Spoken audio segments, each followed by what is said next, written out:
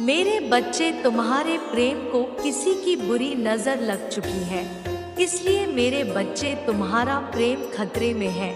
इसलिए तुम्हें अपने प्यार को बचाने के लिए मैं कुछ जरूरी बात बताने आई हूँ मेरे बच्चे, क्योंकि तुम मेरे ऊपर ही अपने आप को सौंप चुके हो। इसलिए मैं स्वयं करूँगी तुम्हारी प्रेम की रक्षा। उससे पहले मेरे इस संदेश को लाइक करके जय हो मां टाइप करो मेरे बच्चे। मैं तुम्हारे प्रेम पर आँच भी नहीं आने दूंगी और तुम्हारे इस संदेश को पूर्ण रूप से सुनने के पश्चात आधी रक्षा तो तुम स्वयं ही कर पाओगे और आधी मैं स्वयं तुम्हारी रक्षा करूंगी, क्योंकि मेरे बच्चे, जीवन में प्रेम पाना बहुत ही अच्छा और सच्चा होता है। लेकिन यदि तुम्हारा प्रेम किसी और के कारण खतरे में है तो निश्चित ही तुम्हें बचाने की आवश्यकता है और तुम्हें बचना भी चाहिए। कोई है जिसकी वजह से तुम पर बुरी नजर लग चुकी है, उसी दृष्टि के दोष से भी बचना है और तुम्हें कुछ ऐसे कार्य करना है जिससे कि तुम्हारा प्रेम बच पाए।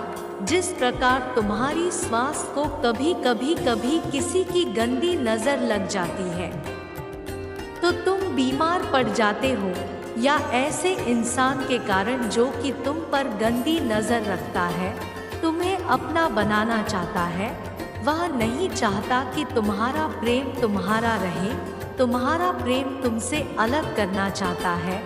इसलिए वह कुछ ना कुछ गलत बातों को बोलकर तुम दोनों के बीच में लड़ाई करवा रहा है, क्योंकि उसे तुम लोगों के बीच में आना है और अपना बनाना है। लेकिन ऐसे किसी के बीच में जाने से किसी का प्रेम ना तो छिनता है, ना किसी दूसरे को मिलता है।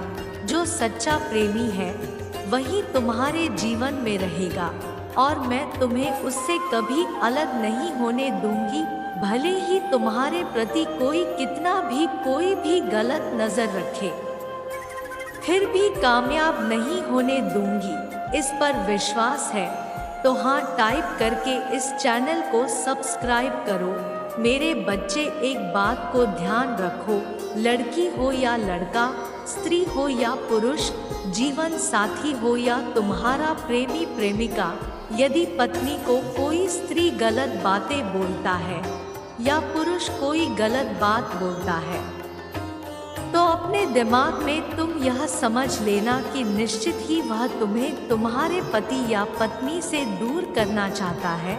उसकी बातों को दिल से मत लगाना और उसकी बातों पर यकीन मत करना। केवल अपनी आंखों से और अपने मस्तिष्क से और अपने हृदय से उस बात को परखना।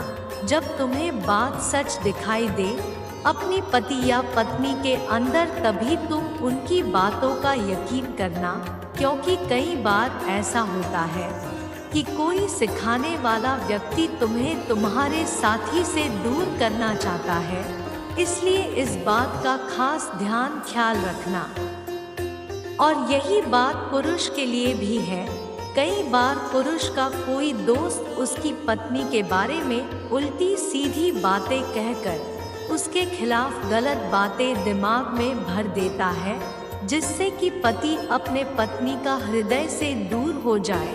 और ऐसे में पति को भी यही चाहिए कि वह अपनी पत्नी पर पूर्ण विश्वास रखे और उसे देखकर किसी बात पर यकीन करे। इसलिए तुमको तुम्हारे प्रेम से जो अलग करना चाहता है, कितना भी सोचे, कितना भी प्रयास करे, लेकिन तुम जब तक सही हो, स्वयं को तो अपने प्रेम को समझते हो और तुम्हें यह ज्ञात है कि प्रेम करने वाला कभी झूठ नहीं बोलते, तो इस बात को भी तुम बहुत अच्छे से समझ लो कि यदि तुमने अपने प्रेमी को समझ लिया तो ना ही तुम किसी के बहकावे में आओगे और ना ही तुम अपने प्रेम से दूर हो पाओगे। मेरे बच्चे, जब तुम अपने प्रेम को नहीं समझते हो, तभी किसी की बुरी नज़र तुम्हारे प्रेम को दूर करने में बहुत हद तक कामयाब होती है। इसलिए ना तो तुम्हें किसी की बातों में आना है, ना ही ऐसे बिना किसी की बातों को सुनते हुए किसी की बातों को यकीन करना है, और ना ही ज्यादा सोच विचार करना है, क्योंकि ज्यादा सोच विचार करोगे तो तुम कभी भी वह प्रेम प्राप्त नहीं कर पाओगे। मेरे बच्चे, तुम्हें मुझ पर विश्वास है तो 888 टाइप करके इस संदेश को शेयर करना। मेरे बच्चे, यह मेरी अंतिम चेतावनी है। मैं तुम्हें आखिरी बार समझा रही हूँ। यदि तुमने मेरी बातों को ध्यान पूर्वक नहीं सुना और ध्यान नहीं दिया तो तुम्हें मेरे अत्यधिक क्रोध का सामना करना पड़ेगा। इसलिए मैं तुम्हें यह संदेश भेज रही हूँ। मेरे बच्चे, इसलिए जो आज बताने वाली हूँ उसे ध्यान पूर्वक सुनना और समझना, क्योंकि इस बात को समझना बहुत ज़्यादा ज़रूरी है। तुम्हारे लिए जीवन के रास्ते रुकने के बहुत कारण होते हैं, परंतु रास्ते खुलने की बहुत कम वजह। इसलिए तुम उन वजहों को कभी अनदेखा मत करो, क्योंकि गुनाह तुम्हें बड़ी बड़ी गलतियों के कारण प्राप्त होता है, परंतु मेरे बच्चे, पुण्य तुम्हें छोटे छोटे कार्य से ही प्राप्त हो जाता है। बड़ी बड़ी गलती होगी तब भी छोटे छोटे कार्य से भी माफ़ी मिल जाती है। लेकिन सबसे पहले तुम्हें इस बात का ध्यान रखना अति आवश्यक है कि तुम ऐसा कोई कार्य करो नहीं जिससे तुम गुनाह के भागीदार बन जाओ। यदि जीवन में तुमसे कोई गलती हो जाती है तो तुम उसको ध्यान में रखते हुए उसकी माफ़ी की याचना करते हुए कुछ ऐसे कार्य करो जिससे तुम्हारी वह गलती की माफ़ी तुम्हें मिल जाए और आगे के सभी मार्ग तुम्हारे लिए खुल जाए। मुझे ज्ञात है मेरे बच्चे की पैसों की आवश्यकता सभी को होती है, परंतु यह मैं तुम्हें कई बार समझा चुकी हूँ कि गलत मार्ग से पैसे यदि तुम अर्जित करते हो तो तुम बहुत बड़ा पाप कर रहे हो।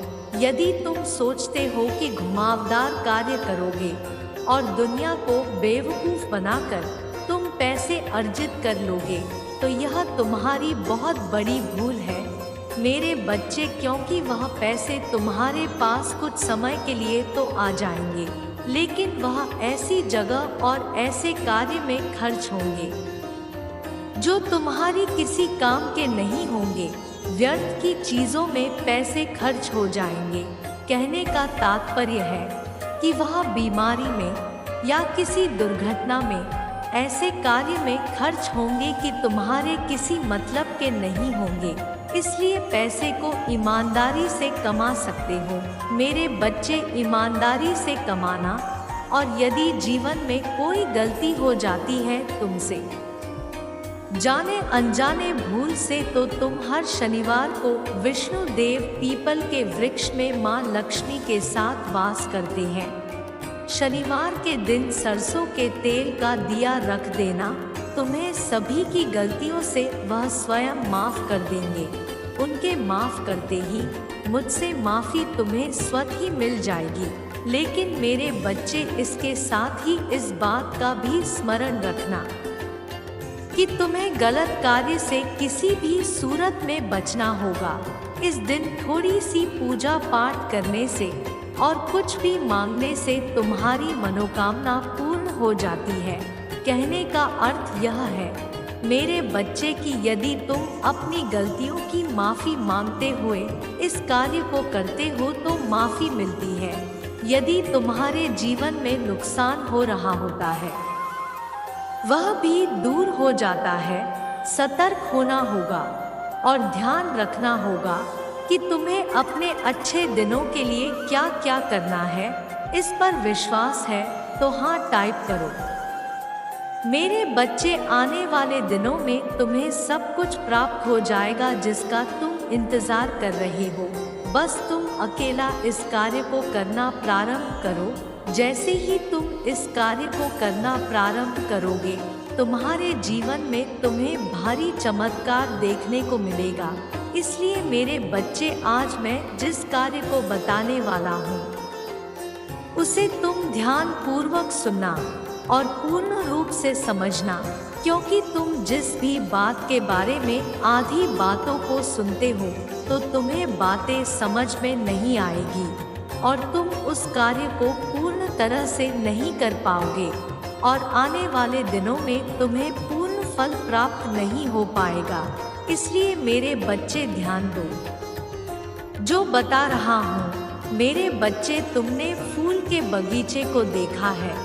उसमें बहुत सारे सुंदर सुंदर फूल लगते हैं और उसमें खुशबू भी बहुत अच्छी आती है, परंतु उसके पीछे की पूरी प्रक्रिया को कभी जानने की कोशिश की है कि जिस धरती पर वह पुष्प लगते हैं और पुष्प के पौधे उगाए जाते हैं, उसके लिए सबसे पहले उसके छोटे छोटे बीज बोने के लिए धरती में रोपण किया जाता है और उसके पश्चात बीज को जमीन में डालकर और खाद पानी से उसकी सिंचाई करना पड़ता है।